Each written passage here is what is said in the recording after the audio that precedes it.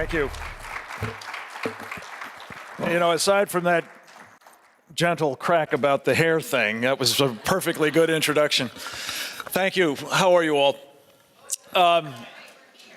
Bless you for being here, and bless Ginny Sands. She didn't get a proper thank you for helping pull this off.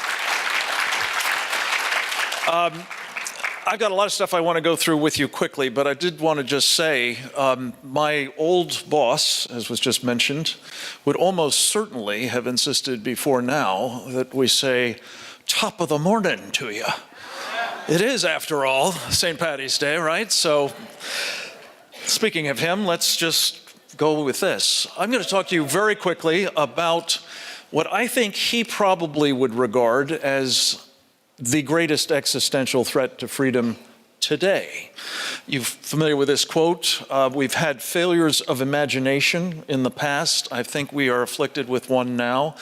And frankly, if we don't get this one right, none of the other things we're going to be talking about in the course of this day, important as they all are, and especially as important as they are to the future course of this state, will matter at all. At all, if we don't get this right. Let's try to imagine this country, this state, to say nothing of the rest of this country, without electricity. So let's just go through this very quickly. What is the electric grid that supplies this thing? We take for granted. It's kind of like oxygen. We breathe it and we assume that it's always going to be there. 3 interconnects, as they call them, provide it. Texas, of course, being Texas, has the good sense to have its own grid, pretty much.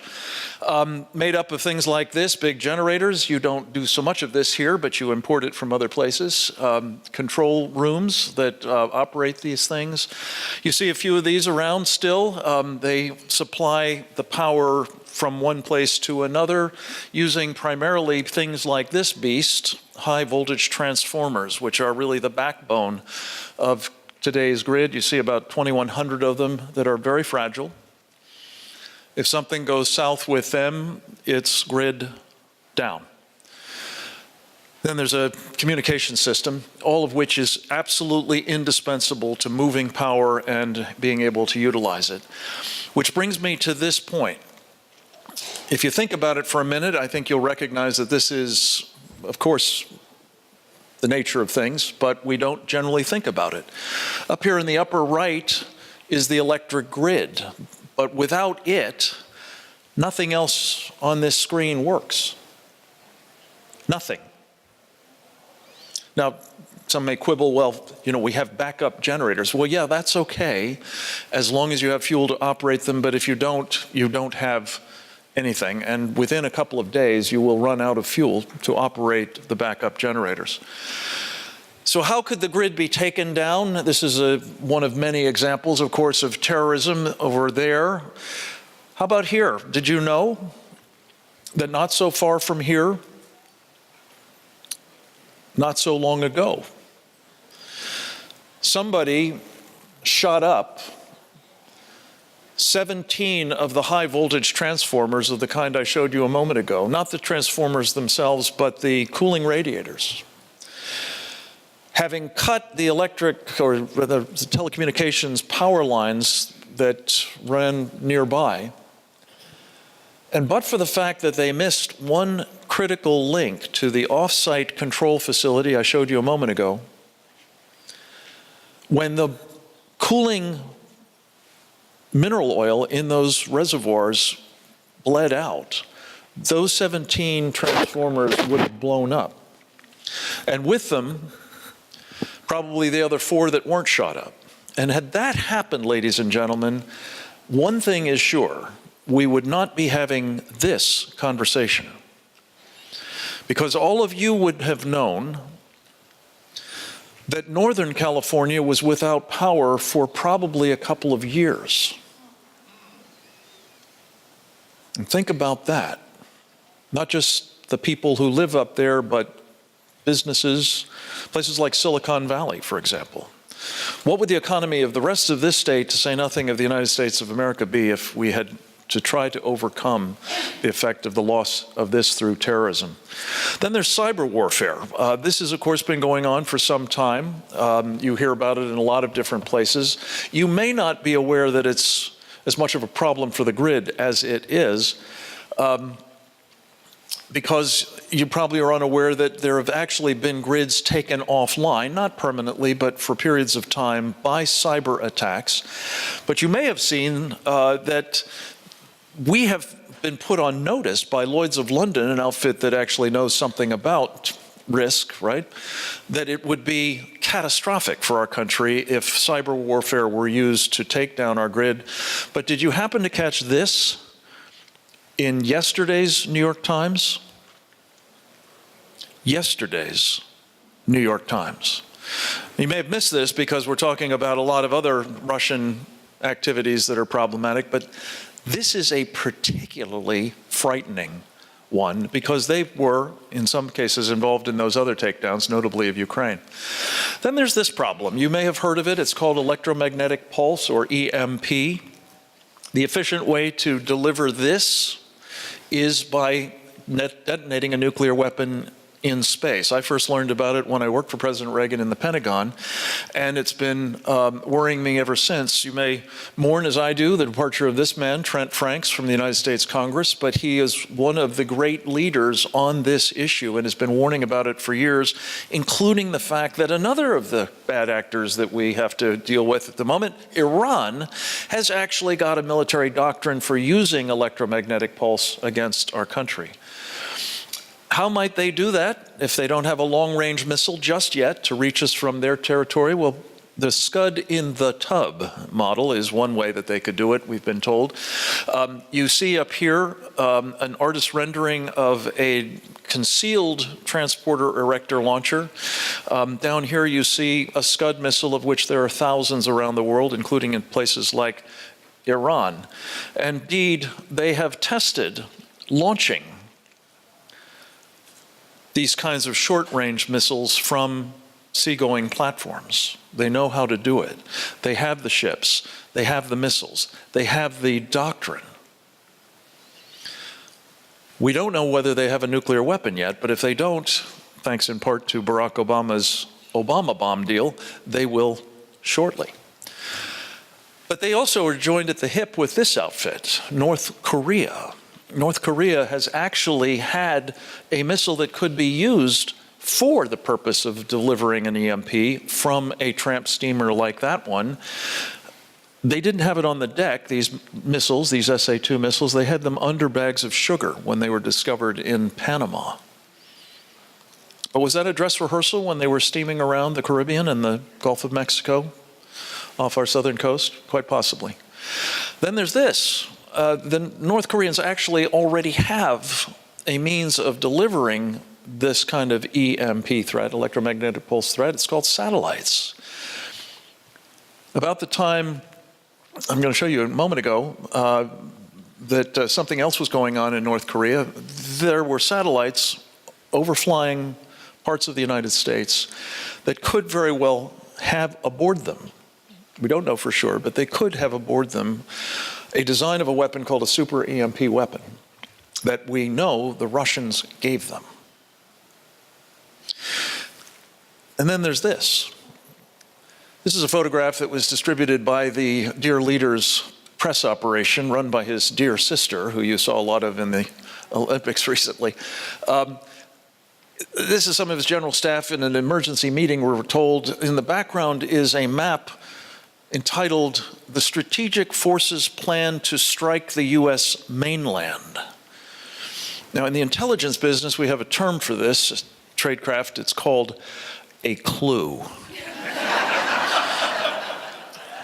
And the clue is particularly ominous because they keep threatening to use nuclear weapons, including EMP, against us. They are now in a position to do so, especially with longer and longer range missiles, but also those satellites. And of course, they are, as I say, working with Iran. So let me just go back to this slide. If you have a nuclear weapon detonated, let's say over the eastern part of the United States, not a problem for California, you think? Well, what's underneath that? a lot of those high voltage transformers. And without them, trust me, you will not have power for very long in this state because of the cascading effect. And then there's this. You have the substations that would also be affected again. A national grid is taken down, possibly with a single nuclear weapon detonated in space. If you want to think about other ways to skin this particular cat, there are other means of applying this phenomenon of electromagnetic pulse to substations, like Metcalf, for example, or some that you have in this area. You could build one of these things yourself, if you know what you're doing. It's called a radio frequency weapon. And it does locally what a high-altitude EMP does. The point is, if you know what you're doing, or if you've just watched movies on television programs like these, you would know that you can create the sorts of electromagnetic energy that will take down the grid in parts, and you do enough of it, it's a problem. In fact, when that attack took place at that substation outside of San Jose, the guy who was in charge at the time of the sort of federal regulatory agency that oversees the grid asked for the best people in the business to tell him about that attack. They said it was very professionally done. It's the way we would do it. And he asked, well, how many of those substations would it take to take down our grid? And whether you're using this kind of weapon or just old-fashioned AK-47s, the answer, shockingly, was 9. Which is to say, not a terribly hard task. Then there's this, folks, a little bit more bad news, I'm sorry to say. Even if we aren't attacked by one or the other of these countries that understands our vulnerability and has developed the means to exploit it in one or the other or all of those ways, we're still facing an existential threat in the form of this. This is what's known technically as a coronal mass ejection. Laymen like me tend to call it things like a solar flare or a solar spot. This little thing down at the bottom is not to scale relative to its distance from the sun, but it is to scale relative to the size of that flare. And these things are going off all the time, many of them smaller, but some very large. It's just that because the sun is so big and we are so small, only infrequently do they come our way. The problem is that when they do, it's not good for electronic devices or even crude electrical systems like this. The last time this happened was 1859 in a big, big way, what's known as a Carrington event. And that's what we had in the way of electric infrastructure. And it burnt up many of those telegraph wires and offices. The problem is, and the science is a little uncertain of this, but roughly every 150 years, one of these things is boresighted on the planet Earth. So you do the math, we're in the zone for one of these big storms. And even if they're smaller, they sometimes have this effect on those transformers. So it's a problem. How big a problem? NOAA said back in 2010, it could cause 130 million Americans to be out without power for years. Now, some of you may be following what's going on in Puerto Rico at the moment. It's not pretty. A lot of people have simply left. They had some place to go to. This would not be something that you can simply evacuate from if the rest of the country is out of power. And according to NASA, there's roughly a 12% probability that something like that will hit the Earth in the next decade. Do I have your attention? Think about it. If you have a 6-cylinder revolver, your probabilities, if you play Russian roulette with a single bullet, are roughly that. Who would do that, let alone who would do it with their country? So, could this happen? Well, this wasn't caused by a solar flare. This was caused by a squirrel, apparently.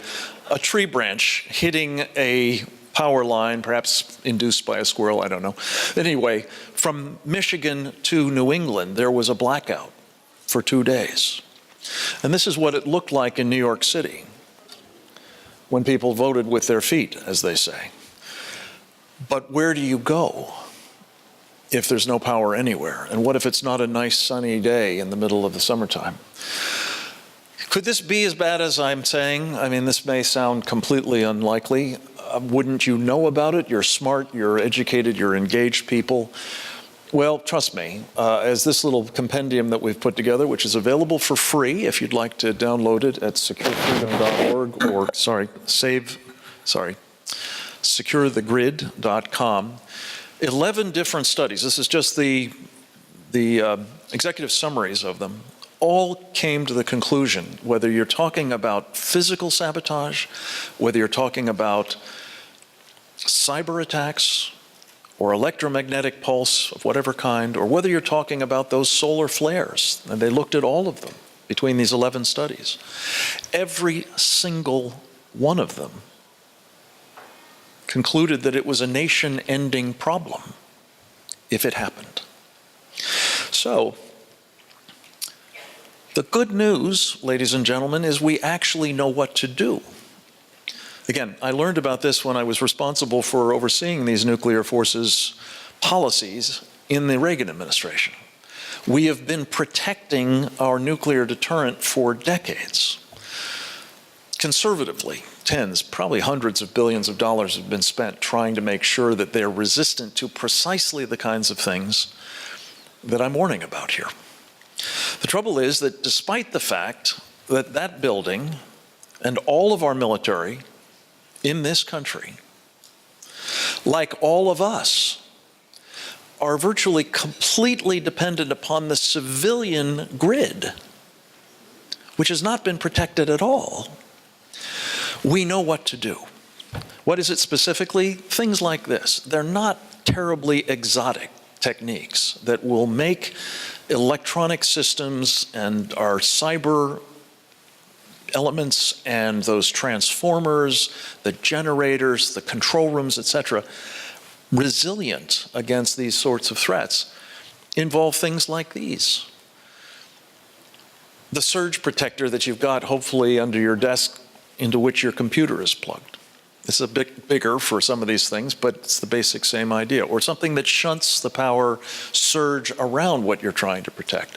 Or something called Faraday cages. You actually have one, almost certainly, in your kitchen. It's called your microwave oven. It's meant to protect you from rays that are emitted from inside it, but it also would protect things that you might have inside it from these pulses outside. I am given to saying that you can put, for example, your cell phone or your laptop in it. Just don't turn it on. So, how hard would this be? It's not easy, honestly, but it's not insuperably hard either. And it certainly isn't prohibitively expensive. And the point is, compared to what? Compared to the cost of trying to actually survive without electricity? Could you? For a week? Without water, for example? Without food, perhaps? Certainly anything that had to be refrigerated. Without access to any financing, without the ability to communicate with anybody, to do your business, to travel. I mean, think about it. The costs, whatever they are necessarily acceptable. We just have to get on with it. So I'll leave you with this. Having hopefully connected some important dots for you about this particular challenge to this particular state, and to our republic. Having suggested to you that the challenge that these things represent, from whatever source, hostile enemies using whichever technique, or from just Mother Nature, we are on notice that we have to do something to fix the vulnerabilities of our grid. So how could you do it? Well, we have, as I mentioned, a coalition that we've put together. It now has about 20 states with active groups working the problem. If you'd like to participate in it, please check out securethegrid.com. We need one here in California. There are lots of smart people who would be happy to participate, I'm sure, but we need some leaders, and I suspect they're in this room. We could use a task force, a private-public partnership, perhaps, to actually start getting something done. And at least for the next few months, you're likely to be hearing from people who wouldn't otherwise pay much attention to you, particularly if they happen to be Democrats, because they nonetheless are looking for votes. This is an opportunity, ladies and gentlemen, to challenge them, to hold them accountable. And frankly, it's another good reason, if they're not going to take this seriously, to vote Republican. Thank you very much.